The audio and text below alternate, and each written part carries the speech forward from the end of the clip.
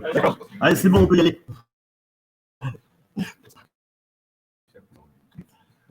Bonjour, et bonjour à toutes.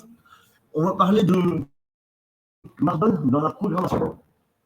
Je ne vais pas revenir dessus parce qu'on en a parlé déjà tout à l'heure, mais Marden, c'est quelque chose qui est connu de nom, mais souvent connu ou mal utilisé. Et on va voir qu'est-ce qu'on peut faire avec. Moi, je suis très friand de cette technologie parce que on arrêter les autres. Les collègues, parce que le Marden, c'est fichier là. Donc, c'est ça. Et ceux qui sont spécialisés dans certains outils bureautiques, et là, ils ne savent pas trop quoi en faire. Bon, il y a des outils pour convertir. Mais on va voir un peu ça, qu'est-ce que l'on peut faire avec Marden. Et vous allez voir que c'est tout simple et c'est facile, et surtout, c'est très léger. On n'a pas besoin d'avoir une licence, on n'a pas besoin d'avoir un gros logiciel, une grosse parce que juste avec le téléphone, avec un laptop, tout va bien, on peut y aller, et vous allez voir des choses qu'on construit en fait. Bon, bien sûr.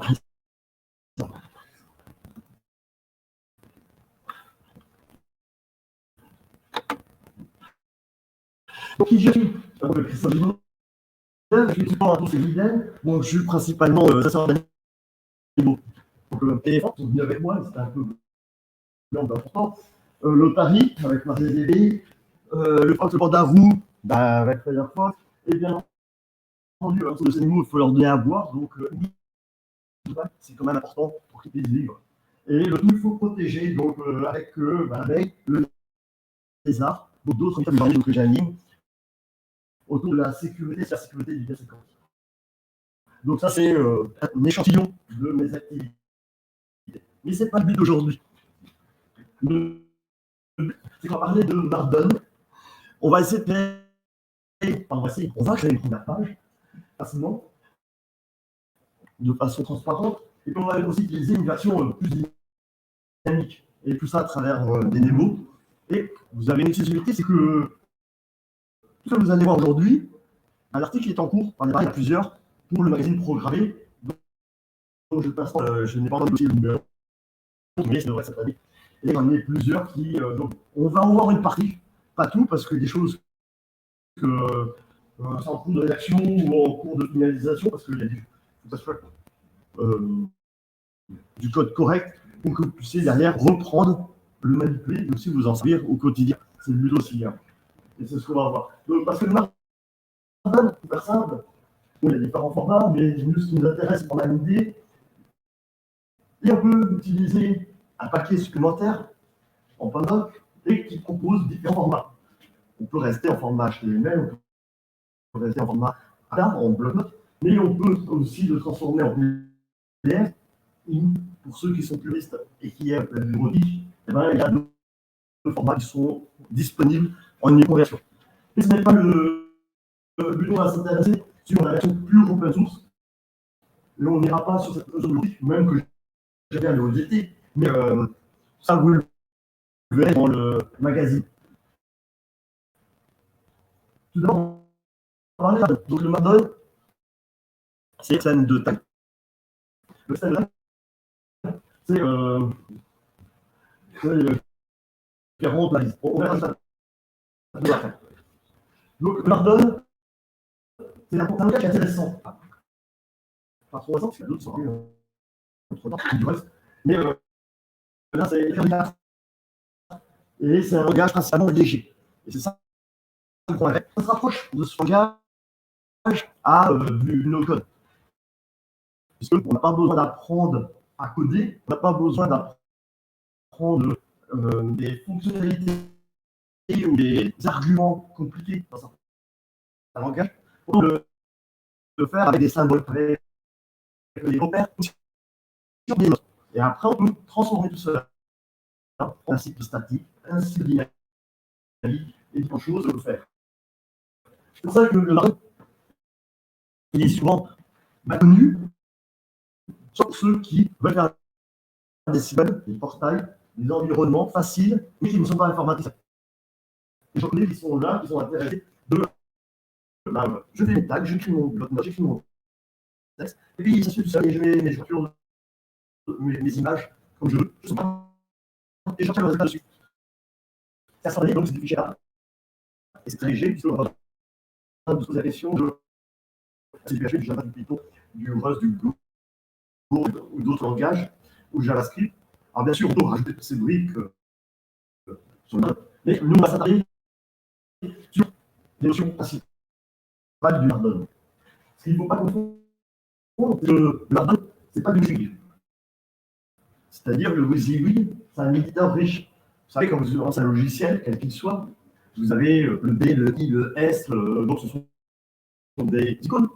Et quand on appuie dessus, on sélectionne notre texte avec la souris, on appuie dessus et il transforme en gras italique, surligné, etc. Là, on le fait, mais sans ces petites icônes qui apparaissent. On utilise des balises, des syntaxes, que je vais vous montrer. C'est pour ça que c'est souvent considéré comme un langage assez clair, parce qu'il est traitable et on peut le manipuler. Il est très utilisé dans les familles, donc GitHub, GitLab, Ramaggit, donc des logiciels qui permettent de committer du code. Reddit aussi, donc si vous écrivez des articles sur le blog Reddit, c'est du Markdown.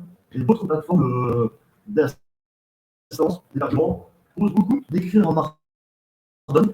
Donc je ne dirais pas, mais la majorité des hébergeurs proposent cette technologie pour pouvoir facilement, on va dire, le templater.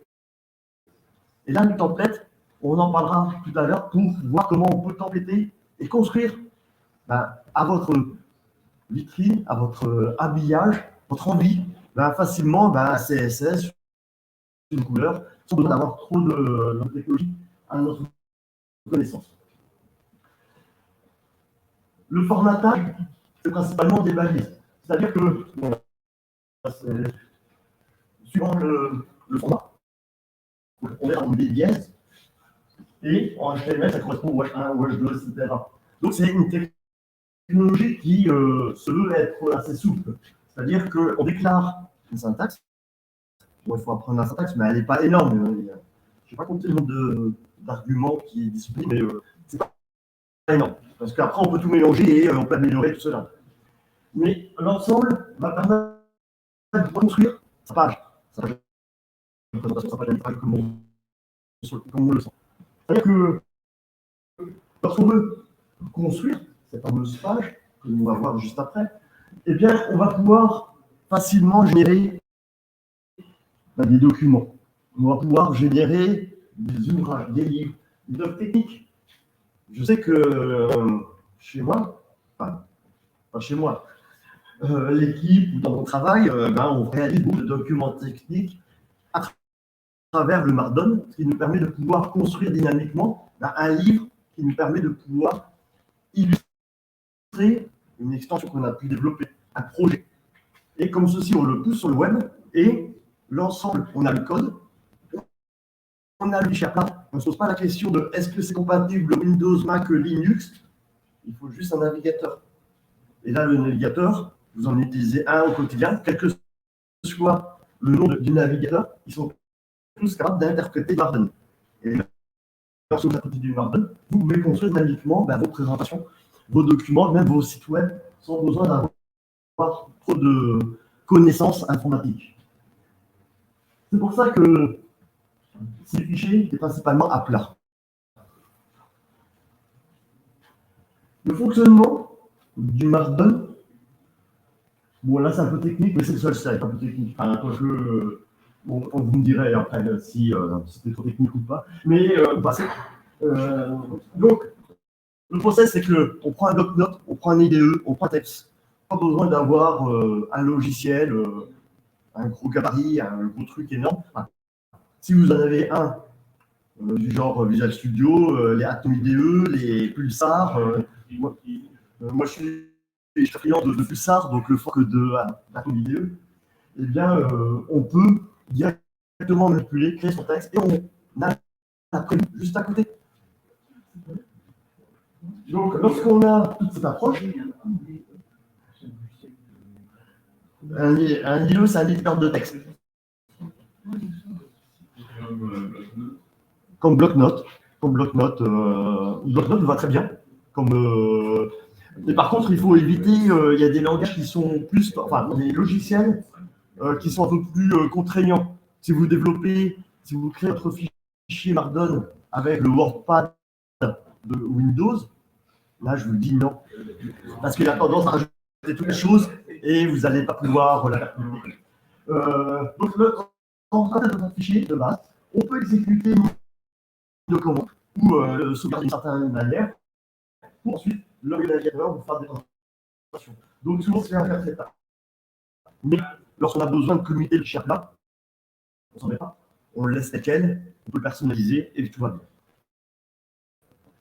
C'est pour ça qu'on va créer maintenant une première page. On va créer notre première page, une page documentaire. On va créer. C'est un bon, François, qui n'est pas dans la charge de programmer, mais vous allez vous en compte. Donc je vous explique juste après que ça arrive. Voilà, donc là c'est-à-dire que on a un dièse qui correspond au titre. Donc là, j'écoute. Mais je vous le montre en live, c'est mieux. Ensuite, deux dièses, ça permet d'implémenter, donc comme si vous avez un H1, H2, donc en dessous. Le 1, tous les 1 qui sont énumérés correspondent à une balise. Donc au lieu d'avoir des points, j'ai mis une rotation. Sur mon texte, je lui dis ici, point d'exclamation entre cochers, le descriptif qui est important au niveau acidité, parce que si vous oubliez, l'acidité, c'est pas terrible. Même si vous faites une code et que vous avez écraser un HTML. Donc il faut penser aussi à ces parties-là, donc d'implémenter, de décrire votre image. Donc là, j'ai développé une image, du site programmé, on l'a. Ensuite, après, je me suis dit, je vais vous montrer donc un titre, deux descriptions, un qui est centré, l'autre qui est centré. Le décentré qui est mis à gauche. C'est-à-dire qu'on met deux petits points devant les trois petits traits ou derrière et on peut l'aligner à gauche et à droite. Je vous montre en live, vous allez voir ensuite. Ça permet d'avoir cette description et ensuite on va pouvoir. Donc j'ai mis programmer. Pourquoi je mets deux étoiles? Parce que les deux étoiles correspondent au bold, au gras. On se trompe suivant les langages où donc on met deux étoiles et on peut directement ensuite, là, donc on voit que c'est un magazine programmé comme en inspirant du logo. Puis après le lieu, on est chez Coding Machine, donc qui est le 6 février. Et après j'ai fait une petite note. Donc je vais vous montrer en live quand je modifie directement. Oui. Au lieu des étoiles, je veux dire, pour grandir en bas, si on mettait des slash. Des soulignés. Donc ça c'est du HTML. Donc la question. Oui, ça peut marcher. Ça peut marcher suivant comment on compile derrière. Mais le but c'est de faire un langage à plat. Mais hop. Alors.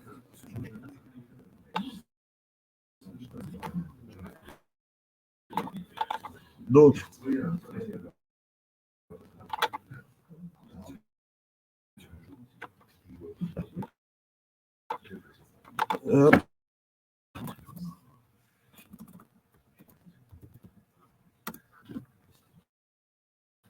Je lance une petite vidéo comme ça vous allez voir en temps réel. Directement, c'est beaucoup plus simple.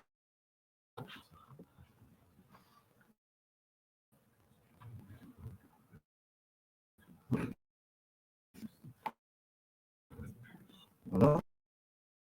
Et donc, voilà.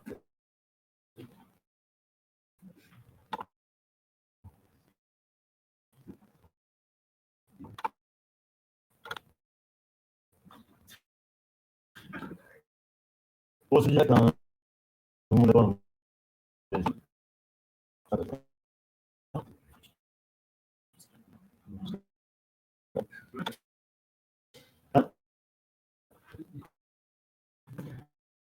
Donc là, j'ai contexte. Bon, ça c'est ça de force de milieu. Et dans le milieu, je clique. Donc, bon, c'est la je vois sur côté.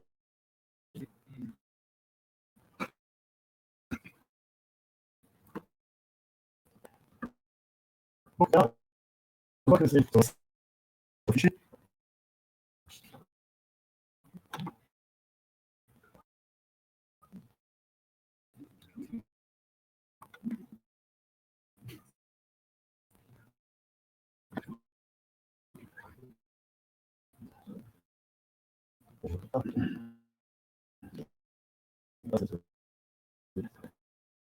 Voilà.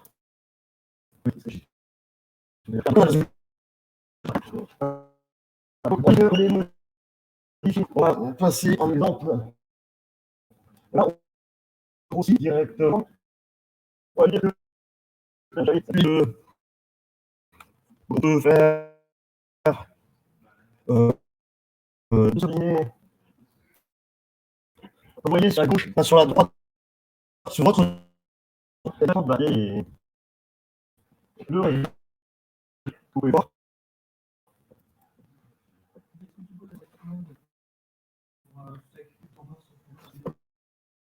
Hop. Non, non, ça ne me choque pas du tout. Hop, parce que là, je suis pas maxé.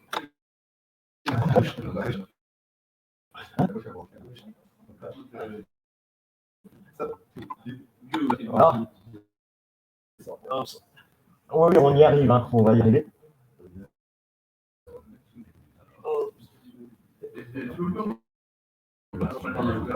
Hein?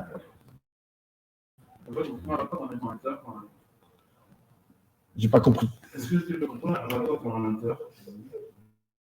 Parce que là, tu essaies de te tourner pour il y a des âges, il est devant toi. Non, il n'est pas devant moi. Il y a la caméra en train d'enregistrer la présentation. Sinon, je ne serai pas du rassure. On va se accélérer parce que sinon, on va. Et,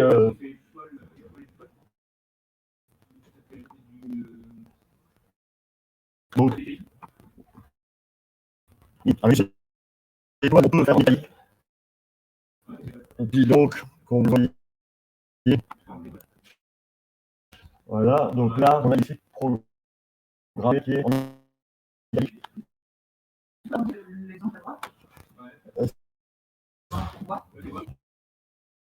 Oui. Voilà. Et donc, là, on hop. Alors, bien sûr, tout ça, ça serait une discussion le code, des un peu, ou télécharger, vous pourrez jouer aussi votre côté. Donc là, j'ai complètement en italique. Puis après, bien entendu, on peut rajouter des informations supplémentaires. Donc avec 3 petits symboles. Voilà, on peut faire quelque chose comme ça.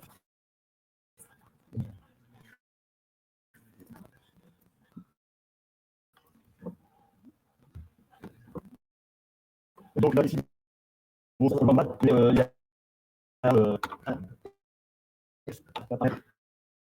donc ça veut dire avoir une zone avec un. Donc souvent, on utilise pour mettre des lignes de code implémentées correctement et visuelles. Ce qu'on a un autre site, c'est pas toujours lisible. Vous voyez, en quelques fonctionnalités, il y en a beaucoup dans des fonctionnalités. Si on met comme le code, mais pas en mettre qu'un seul, et la syntaxe, on voit que le mot est bien encapsulé avec un cadre autour. Et il est mis en avant, en surbrillance. Donc là, ce sont tout ça. Donc je vous mettrai les liens à la fin, enfin à la fin de la présentation. Il y a les liens qui vous permettent de pouvoir voir l'ensemble de ces documentations. Et là, je l'ai montré à travers un lieu, mais il existe des outils en ligne qui vous permettent de faire la même chose. Si vous n'avez pas envie d'installer un IDE comme moi je fais ou que je manipule. Des questions. Oui. Les caractères d'échappement. Et comment faire des commentaires non traduits. Donc, les commentaires. Hop. Alors, les commentaires. Donc, là, je descends. C'est direct, hein, d'accord. Donc là, on va faire un petit. Non, non, non, non, non, c'est pas bon. Ah, si je Un reçu. commentaire qui ne soit pas traduit. Hein. Oui, oui, oui. Commentaire pour pour la présentation. Alors, donc, si vous mettez. Donc là, j'en ai 3. Hop. Donc ça, c'est pour implémenter. Oui. Hop. Et j'en enlève 2 qui sont inutiles. Donc, par exemple, on va faire bon, un gage que je suis très friand, parce que je suis mieux accompagné. Donc j'écris directement à mon message. Hello World, c'est mieux, d'accord. Voilà. Hello World.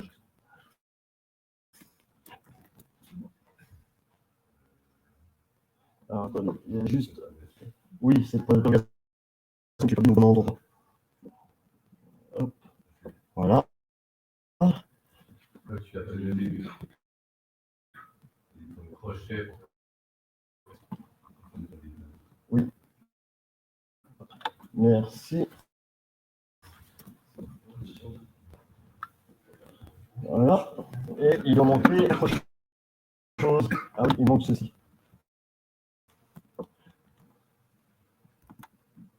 Voilà. Donc là, ça c'est pour illustrer du code. Donc on voit le code illustré dans notre article. La partie commentaire. La partie commentaire, on peut mettre un chevron en lui mettant commentaire. On peut remettre un autre chevron devant et derrière. Donc là, c'est un commentaire simple, comme vous le voyez. Il y a un commentaire avec une petite barre verticale qui permet de pouvoir montrer un commentaire. Hop. Oui, il y a une faute. Mais c'est pas grave. Ensuite,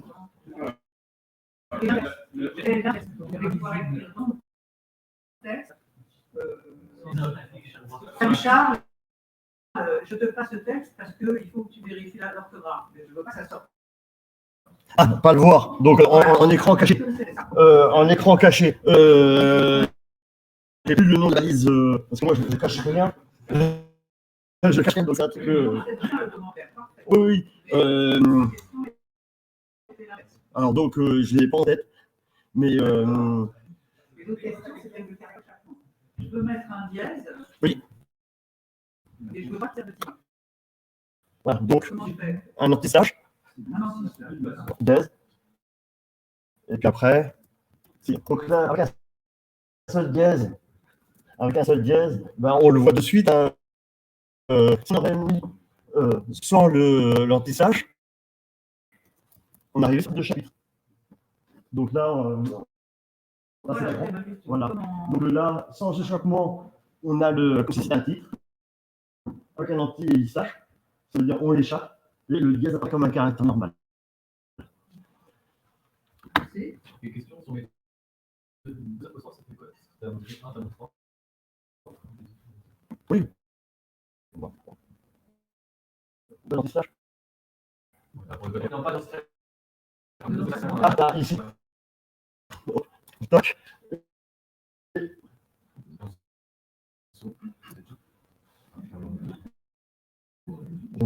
Ah, j'ai appuyé trop.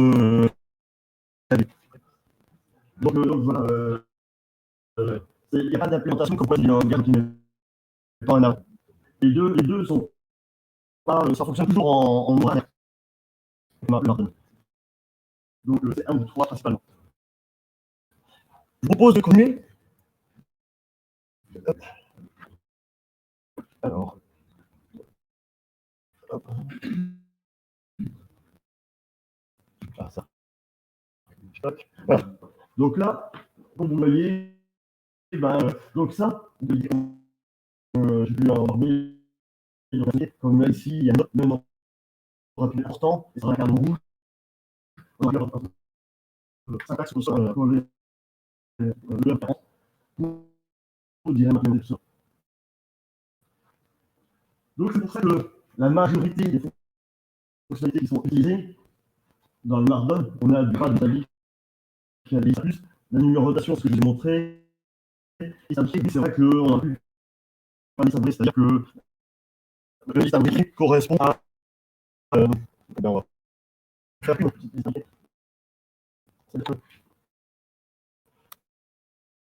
Donc je mets mon tiret, je mets 1. Je sais pas du tout si ça va. Non, non. Je remonte. Allez, je monte. Ça sera. Hop. Voilà, donc là, je mets ligne 1, ça se voit? Ouais, ça se voit. Donc ligne 1, ensuite, je vais faire ligne 2. Jusque-là, on est bon. Enfin, il ne faut pas oublier l'espace, sinon c'est pas pris en compte. Hein. Après tirer.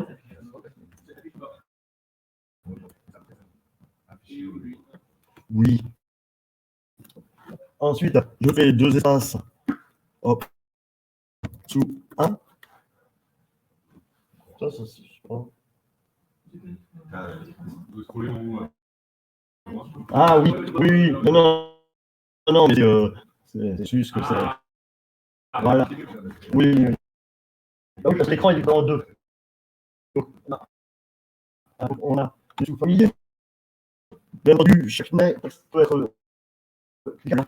On fait directement une balise de lien. Sous 2 et je veux mettre 3. Voilà. Donc là, vous voyez, on a une présentation comme un centimètre. Alors, donc, il y a différents blocs, le code station, les images, les liens, les images, etc. Des traits aussi qu'on peut faire de séparation, et puis les traits de soulignement. Ouais, on a assez de. Avec ça, déjà, on a déjà pas mal de réponses. Mais souvent, lorsqu'on développe, là, ça ne suffit pas. Donc, lorsqu'on a notre fichier à plat, souvent, moi je suis client de Pandoc, il en existe d'autres. Hein. Donc alors là, les lignes de commande sont sous Linux. On doit avoir la même chose Windows, mais je ne connais pas, donc je ne vais pas pouvoir en parler. Je fais très bien donc, la partie Linux. Donc on installe le paquet, on installe la langue française, et puis on va pouvoir exécuter. Directement l'opération. Je vais vous montrer. Alors, hop. Voilà, c'est ça. Et lorsque je veux compiler, je vais le passer avec un outil bloc-notes. Oh, puis je vais me dépêcher.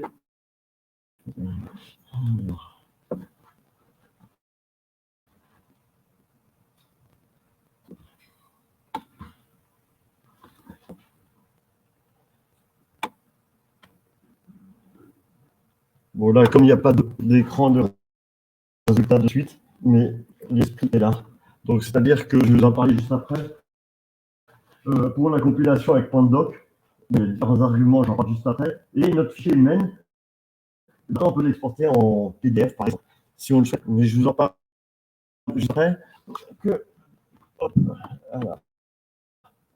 Donc, l'extension Bymer, c'est une librairie qui permet de pouvoir exporter. Donc, le Markdown, comme vous l'avez compris, on fait notre page, notre document, on peut le pousser dans un GitLab, Git, de ce qu'on veut. On l'a en visuel de suite instantané. Mais si on veut l'avoir en PDF, en Word, en Doc, en DocX, en VT, enfin, VT, que c'est libre, et donc il faut utiliser une extension. Cette extension va permettre de pouvoir compiler, traduire, on va dire, ce que vous avez pris en note dans un document différents. Et grâce à cette extension, on peut rajouter des custom CSS, donc des couleurs en tout genre. C'est-à-dire que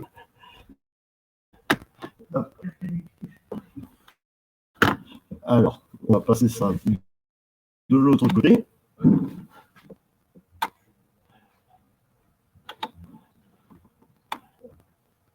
Donc, là. Donc, j'ai une présentation. Vous le voyez. Et donc, j'ai un dossier image. J'ai un style que je vais vous montrer juste après. Et puis là, le fichier Markdown, il est là. Donc, je l'ai appelé main. Main, je vais lire avec un note.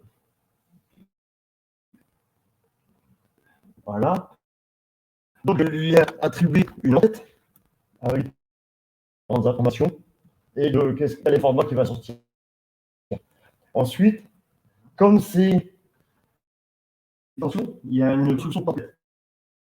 Pour un titre, c'est des personnages. Après, on va sur l'approche Markdown avec 2 dièses, 3 dièses, des pages intermédiaires, un seul dièse, je mets une étoile.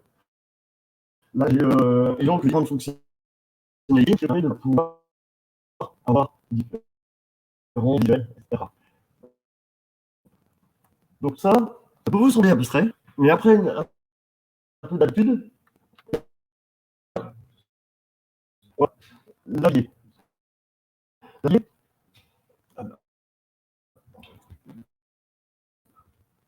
l'allié, donc avec le style, Daimler, qui permet d'être customisé.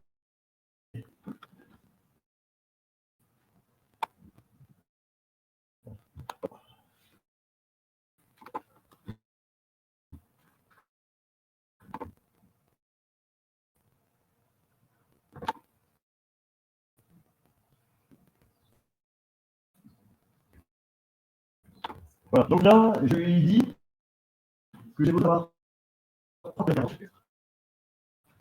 Donc, définition de couleur, c'est du HTML, format HTML, donc là, j'ai du rouge, j'en ai d'autres, j'ai du noir, j'ai une autre intermédiaire. Et puis après, je calque que je vais donner dans mon espace graphique à l'endroit que je veux, dans mon écran. C'est-à-dire que je vais le code programmé en bas.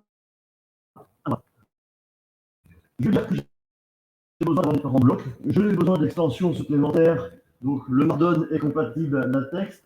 Le voici ici. On peut générer des formats, on peut générer différentes constructions que l'on souhaite.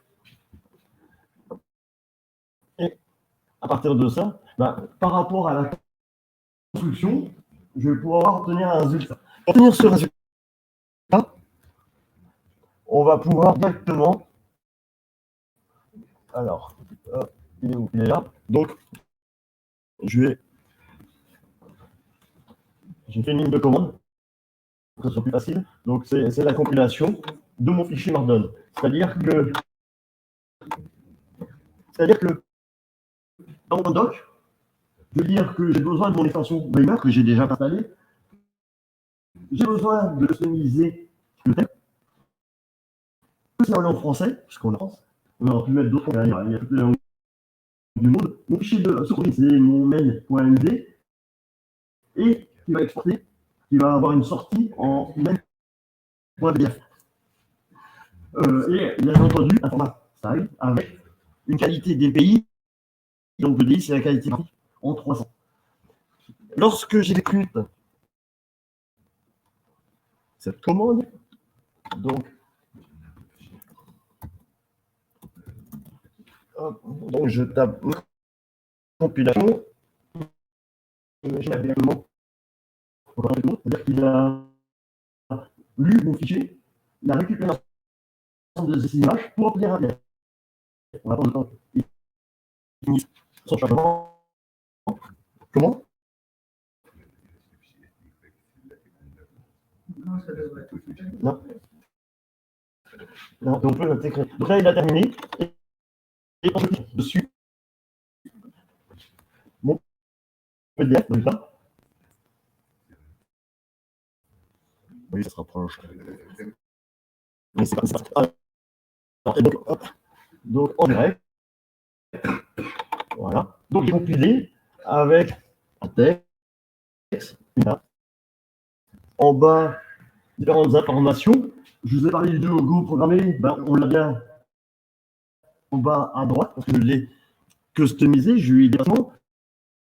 Je lui ai envoyé des informations, un titre, des rubriques customisées avec des sous-rubriques. Donc ça correspond quand je mets mes trois dièses avec une étoile pour faire la partie rédacteur, enfin, le message, image intercalaire.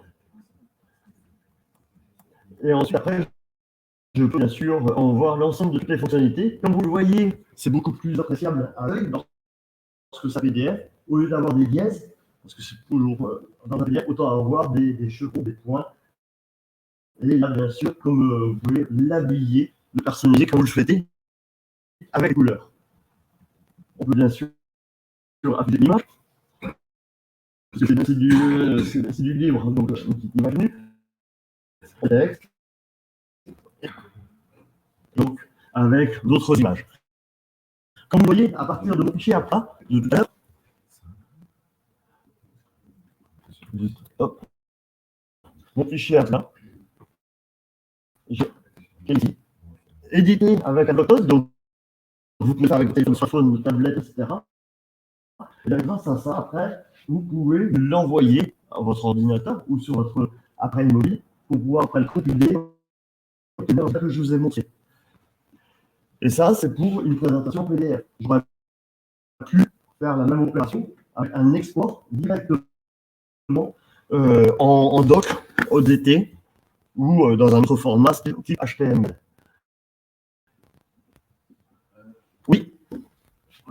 Sur la belle page, sur la belle présentation, quand on fait les bords de couleur, Donc, ouais, on fait en bas, puis le rouge et noir en bas. Donc dans la partie style, donc le CSS, il y a dedans une partie, une balise qui s'appelle footer, ou dedans qui dit l'emplacement. Et je vais découper ma barre en deux en mettant 50% une couleur, l'autre de l'autre couleur. On va voir maintenant une version générique.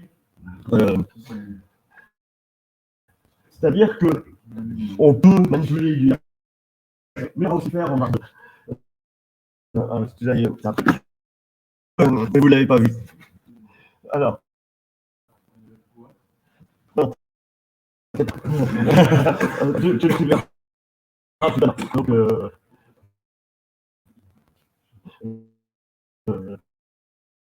là, je l'ai fait non. Bien sûr. Et l'idée, je l'idée dans la journée, puis si. Puis hop. Donc, je l'ai fait. Donc, c'est direct, hein. Là, ça fonctionne. Donc, ça va. Enfin, je l'ai, hein. Donc. Mais oui, ça marche. Alors, pour. On va parler de base dynamique. Quand on fait le code, la page on construit en fait. Donc, avec les bordures, le header, le footer, le left, right, la partie navigation, etc. Donc, on a notre structure on sait trop comment construire, ça soit joli. Ou on va garder le même squelette avec une ou deux colonnes et on va pouvoir alimenter directement sur qu'on a vu. C'est-à-dire que là, on a le doc. Donc, il nous faut le fichier doc.md, c'est le contenu que là, je lui ai déclaré directement à titre une date. Ah tiens, j'ai dû planter. Ouais, j'ai dû me planter. C'est pas grave. C'est direct. Hein. Et bien sûr, j'ai fait un titre avec des explications. Ça, c'est la description que vous avez trouvée sur le site de meetup.com avec la page de programmer qui annonçait la description. Donc là, ça c'est le contenu que l'on va habiller directement dans une page HTML. La page HTML, je lui dis que j'ai besoin d'un template. Donc mon template HTML. Comment? Bah oui, en tant que développeur, on est obligé de tester tous les navigateurs. Après, on a nos préférences. Enfin, moi, il y a celle qui existe. Donc, là, c'est vraiment une page pure basique. Hein. Donc, je déclare ma balise HTML pour dire que c'est la point d'entrée. Je mets une en-tête, comme là, vous voulez, un titre. J'encapsule la zone qui va être variable. C'est-à-dire avec $, je vais même pouvoir vous le grossir. Voilà. Title. Et j'ai mis la zone qui est variable. Je rajoute un autre $ à la fin. C'est la même chose que pour date et puis pour body. Et donc, dans le champ body, c'est le contenu qui est affiché à l'écran. Avec un P, une balise HTML classique en faisant la date. Donc ça, c'est le mode classique. J'ai deux modes. J'ai un mode compilation, donc on va vérifier la compilation. Il y a la compilation de la même de compte tout à l'heure que j'ai fait, juste en changeant le nom. Et donc, je vais dire que la compile. Hop, j'ai pas besoin de haut. Voilà, donc bon. Alors là, c'est marrant, parce qu'on n'a pas dans le texte. On va le faire avec, pour lui dire, oui, bah oui, c'est-à-dire que la ligne de commande que j'ai fait exécuter, donc pendant qu'il existe hein, sur tous les OS, que c'est un download, qu'il va s'appuyer sur la partie template. Le template, le fichier template source, c'est celui-là, le template HTML. Mon fichier de données, c'est le doc, et que je vais exporter et j'obtiendrai un doc.html. Et si je n'ai pas fait de bêtises, eh bien, logiquement, on devrait avoir un cinquième fichier. Donc, je vais dire exporte directement ce que je viens d'exécuter. Et là, miracle, on a notre fichier, un cinquième fichier. Qu'est-ce qu'il y a dedans? Parce que c'est bien d'avoir vu le contenu, mais alors, je vais là. Ça va l'afficher sur lequel c'est sur cet écran-là. Ça va s'afficher. Alors.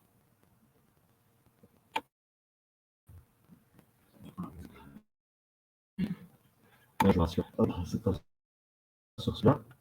Et ah, si c'est bon. Voilà, il est là. Donc, il charge mon petit fichier. Et là, vous allez voir notre date qui était enregistrée, le titre à reste, et puis la description. Si on regarde le code source de la page, avec le CTRL U, comme il y avait une partie qui était dans le title, et dans notre point doc, le doc.markdown, il y avait my document, et là, il a bien écrit le my document, avec bien sûr, en dessus, la méta, la date du jour, la date qui était présente. Pour faire la même opération, si vous le souhaitez, en changeant les informations, et c'est du temps réel. Donc le gros intérêt de ce format-là, de façon de construire une page dynamique en no-code, c'est que vous l'alimentez, et puis après vous avez une chaîne d'automatisation, chaîne CI/CD, donc vous poussez votre code, et si le site y tombe ou s'écroule, il n'y a pas de problème, puisque derrière vous allez le pousser, et vous allez finir un site statique directement. Et comme il est construit, il est automatiquement transparent, sans se soucier d'une base de données ou d'autres formats plus complexes. Vous allez me dire que est-ce qu'on peut associer une base de données? Donc oui, on peut associer une base de données. Là, je vous dirai, vous le verrez, avec dans le numéro de programmer, puisque dedans, il y a l'article, et je suis en train de le faire avec la connexion de MariaDB pour que vous puissiez directement communiquer du Markdown, HTML, un langage à plat, vers la base de données, Oui, Parce que là, pour obtenir ça, en fait, je vais mettre des dollars. oui, c'est ça. C'est que je vais vous le remontrer en direct. Donc là, donc c'est le site numéro 2. Donc là, ici, je vais dire, alors, que ce soit mon document, je vais mettre Meetup. On va mettre la date du jour. On est combien? Merci. Donc c'est normal que j'ai pu. Oui, en 2024. Voilà, 2024. Et donc là, on va mettre. Là, on a le titre, le tel meetup, la date. Lorsqu'on regarde notre template HTML, on a bien notre valise date avec le dollar date et le title. Donc logiquement, quand on va relancer la compilation, l'information devrait changer. Et ce que l'on va faire de suite, donc là, on va lui dire, on va exporter directement. On considère, voilà, il a déjà compilé. On va retourner sur la page HTML, rafraîchis. Et le 6 février, donc c'est bien ce que j'ai changé, le titre, au lieu que c'était plusieurs tests. Et bien sûr, si on regarde directement la page d'à côté, je rafraîchis, eh bien, il n'a pas pris en compte. Ah ben oui, je sais pas. Parce que ce qui est normal, c'est qu'il faut partir de la page, CTRL U, et j'ai dû oublier, ah si, c'est la balise. La balise date que j'ai que j'ai un peu trop effacée. Mais sinon, l'information aurait été apparue là, mais sinon, on a bien la date ici, donc P, et on a bien le 6 février, on a bien le titre. Comme vous le voyez, c'est dynamique, c'est instantané. Comment? Bien sûr. Le code source, hop, voilà. Donc ça, c'est la balise HTML. Directement. Donc l'arrière, je les ai mis dans le doc MD, title, date. Et quand je construis, que je vais compiler le fichier, donc ma ligne d'export, donc au début c'était rigolo de taper les caractères, chaque ligne. Et bon, et donc j'ai fait un petit fichier exécutable, c'est plus rapide pour moi. Et là, je lui dis construit à partir du template existant. La source de données, c'est le doc.md. Et quand il a réussi à tout lire, il va exporter donc un output directement au format doc.html. J'aurais pu mettre un nom de fichier différent. Sinon, le fichier, tu peux mettre le CSS. Donc, pour rajouter le CSS, on rajoute juste avant le -o style.css et il est pris directement en compte dans la compilation. Je prends un exemple là-dessus. Oui, exemple. Hop là. Allez. Hop. Ah oui, j'ai même le truc. Ouais, non, on va sur le téléphone. Pas le but. Allez. Tac. Donc là, on a. Alors, je vais juste enlever la partie compilation, si vous avez compris le principe. Donc là, c'est pour réaliser des sites, enfin des slides. Donc au lieu que ça soit il existe tellement de formats différents, donc on crée un son dynamique dans une page web à partir du Markdown. C'est-à-dire que là, comme on le voit, j'ai créé un dossier A7, un CSS, pour appeler un framework, puis j'ai mes différents dossiers de classement. J'ai mes librairies liées à ce que j'ai besoin au niveau framework, différentes intitulés d'objets. Et puis ensuite, là on le voit, donc j'ai mon index.md.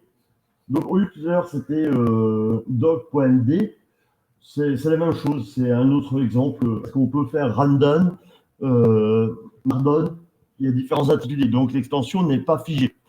Mais souvent, par simplicité, de plus en plus, le MD est le standard.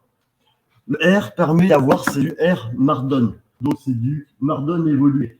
Parce que dedans, quand on prend le Markdown évolué, hop, là, on va se retrouver à peu près du même genre. Avec, donc c'est une déclaration au format latex. Un peu plus gros, c'est possible. Bien sûr. Et je vais vous le mettre même. Non, mais en plein écran. Non, mais c'est pas lisible. Oui, hop. Et donc là, comme ça permet d'avoir un peu plus de. Et donc là, dans ma construction, donc j'ai les différentes déclarations de template, puisque j'appelle un framework, donc Reveal Yes, avec différentes formations customisées. J'ai besoin de librairie JavaScript. C'est quelque chose que je ne suis pas l'auteur, mais que j'ai répandu le plus. Derrière, donc c'est différent de tout à l'heure pour le style, le net pourcentage, etc., parce que je le faisais la compilation avec Pandoc. Là, on pile avec directement. Et donc, on s'appuie sur des normes un peu plus standards du HTML. Donc, c'est un autre mode de visuel. On peut, alors, on va descendre. Comment on le voit? Il y a différentes informations directement. Sur de données, il y a des présentations, il y a des descriptions, etc. Donc, s'afficher comme ça, que, au lieu que ça soit du ND, c'est du RMD, c'est du HTML qui s'appuie sur. Donc, c'est un autre format, parce que le modèle est figé. Comme ça, format qui est ouvert, il y a eu beaucoup de petits de code. Je peux venir un tout petit peu en arrière. Je n'ai pas totalement. J'ai pas écrit, j'ai pas motivé. Dans ta page dynamique, comment la correspondance entre le truc pour les variables et l'intitulé ou le MD. Voilà, donc là, oui, c'est vrai. Ouais. C'était un peu petit pour moi. Oui, non, mais il n'y a pas de problème. Ah, donc, là, c'était un peu trop gros. Moi, c'est pareil. Donc, la variable title et le champ date. Donc, deux variables, title, date. Et après, au contenu de la variable. Et tu n'as rien d'autre à écrire que le. J'ai rien d'autre à écrire. La valise title, c'est celle qu'on va s'attarder aujourd'hui, un peu plus. Donc, title, pour. Il n'y a pas de signe, il n'y a pas. Il n'y a rien du tout. De points. Voilà. Pour chercher le titre. Donc, est-ce que le titre. Tout en fait, HTML. Donc, page HTML. Ici, j'ai donc mon champ title, variable title. Elle est encapsulée de $. C'est-à-dire. La photo, on est bien d'accord dans les deux documents. C'est ça. Donc, on va pas appeler Toto, mais. Non, mais enfin, ouais, on va taper comme ça. message. Ouais. Voilà. Donc, on ferme le c'est important. Sinon, ça va pas marcher. Et donc, là, ici, au lieu que ce soit title, je vais taper message. Ah, parfait, c'est ce que je voulais savoir. Voilà, et puis après, on lance la compilation, et puis on a notre titre meetup qui apparaît. Donc, ça, c'est pour l'exemple de tout à l'heure. Mais on peut pas de compilation, il y a une vérification à la compilation, parce que tu peux utiliser uniquement les variables existantes. C'est ça. Donc, la compilation permet de, comme ça affiché à là, et que tout est ouvert, il n'y a rien de. On peut écrire de n'importe quoi. Et donc, pour être sûr que le format de sortie, donc là, c'est pour du HTML, il y a des normes à respecter, des standards. Donc, il y a quand même une vérification pour être sûr que la personne qui commit, qui va pousser sa page, sa nouvelle page, son nouveau contenu, il n'y ait pas des choses erronées ou qui fassent complètement le site web. C'est parce que ça peut arriver. Et donc, il va falloir maintenant vous expliquer qu'est-ce qui se passe quand il y a Quand il y a une erreur, donc on a des messages d'erreur lors de la compilation. Mais là, j'ai pas de message d'erreur sous le coude. C'est vrai que ça aurait pu être intéressant. Bon, je trouverai des messages d'erreur, puis j'en rajouterai un slide pour obtenir des erreurs. Et on dira, super, on a réussi à casser le site. On fera une erreur. j'ai un petit peu de question. Oui. Est-ce que là, dans le contenu qu'on voit, il est capable de récupérer des variables qui sont déclarées? Je cherchais et je ne voyais pas là. Oui, Un exemple. oui. Donc je vais vous montrer ça de suite. Et par rapport, donc là, c'est un fichier que vous aurez tout le contenu, tous les liens, l'ensemble de tout ça. Eh bien, vous allez avoir le contenu, le déroulé, l'opération. Et lorsqu'on compile, je vous montrerai directement le résultat. Après, il faut quand même qu'on pense. Parce que sinon, on en est encore là jusqu'à demain. C'est pas le but. Hop. Et donc, alors attendez, il faut juste que je remette ma main sur le bon. Ah, j'ai dû rater la page du navigateur. Ça, c'est le texte. Hop. Ah, c'est là. Voilà.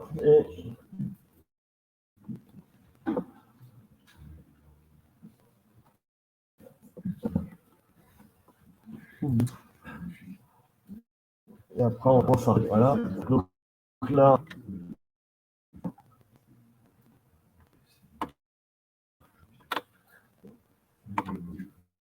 Bon, on va le faire différemment.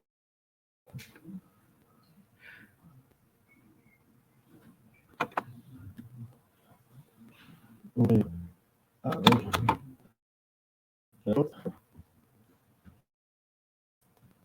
Il va afficher.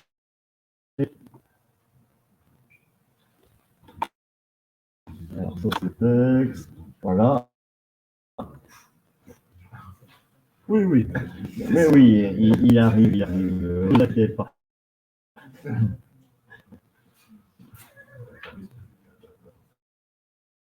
Oui, t'inquiète pas. Donc là, on se trouve avec une version unique et avec des intitulés de différenciation, puisque c'est une version qui est en ligne. Et ça s'appuie par rapport à la structure du fichier RMardon, RMD, où dedans, on peut obtenir une version en ligne, dynamique, avec des zones d'affichage les unes derrière les autres. On ne va pas s'attarder dessus, parce que vu l'heure, il faut quand même penser à s'arrêter. Comme ça, on n'en finit pas, mais comme vous voyez, il y a différentes présentations et différents visuels, différentes choses que je mettrai aussi à disposition. Donc, on peut faire différents habillages, différentes présentations à travers ce fichier Mardon, tout en restant dans un bloc-notes. Et donc la temporisation, c'est C'est moi qui commande. C'est moi qui commande. Voilà. Donc, il y a des. Donc là, on le voit mal, parce que c'est là. Ici, il y a deux flèches qui permettent de naviguer d'un style à l'autre. Et moi, comme j'ai une zapette, c'est moi qui contrôle l'avancée des écrans. Donc, on va. Voilà. Et la suite, bah oui, il y a encore beaucoup de choses. On aurait pu rester, on pourrait faire un numéro 2. On verra avec François s'il y aura un numéro 2, un truc en mode plus avancé. Comment? Ah oui, mais avec les articles parus en juin. Ouais, ouais, comme ça vous aurez tous les articles plus un meet-up numéro 2. Donc j'ai mis programmé prochainement. Alors bien sûr, je vous ai mis une URL de lien en tout genre qui va aider directement pour bien démarrer. Donc il y a des sites, il y a des choses qui permettent de générer la documentation clinique, générer des statistiques de ce que j'ai pu vous montrer. Des docs techniques à partir de là c'est Vupress, donc c'est à partir de Vue.js. On peut générer d'autres docs. Et bien sûr, il y a des ressources supplémentaires qui existent. Il y a des Mardon tutoriels en ligne, donc beaucoup d'explications. Tout cela, je vous mettrai ça dans les commentaires du Meetup pour que vous puissiez suivre. Il y aura le fichier source aussi inclus dedans. Et bien entendu, je vous remercie pour l'écoute. Je vous remercie beaucoup. Je suis disponible à vos questions. Et puis sinon, juste après, je vous attends à vos questions. Merci à vous.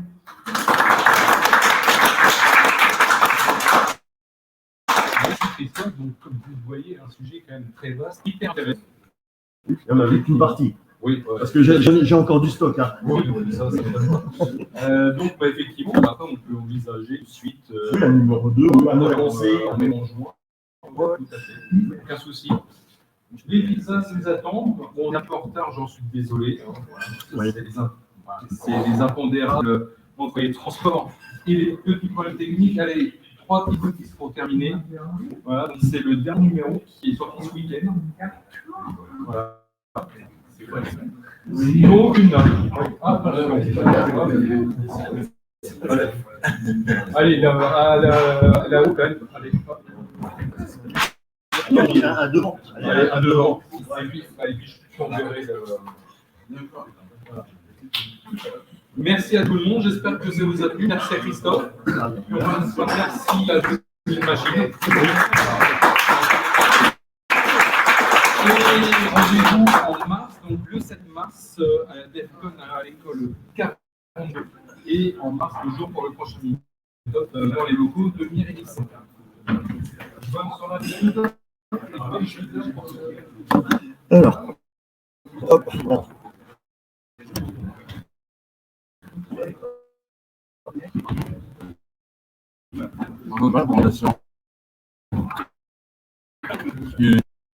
Tu comprends un Ubuntu ou alors une Debian qui a des... Là, c'est une Ubuntu, mais il y a longtemps, j'étais avec un Debian. J'en ai juste avant avec un ami. J'ai des VM à menu. Enfin, j'ai un peu de tout. Je crois qu'il est... Ouais, il faut surtout prendre un système qui n'est pas trop lourd. Oui, oui, non, mais là, c'est parce que j'ai une partie ici qui est morte.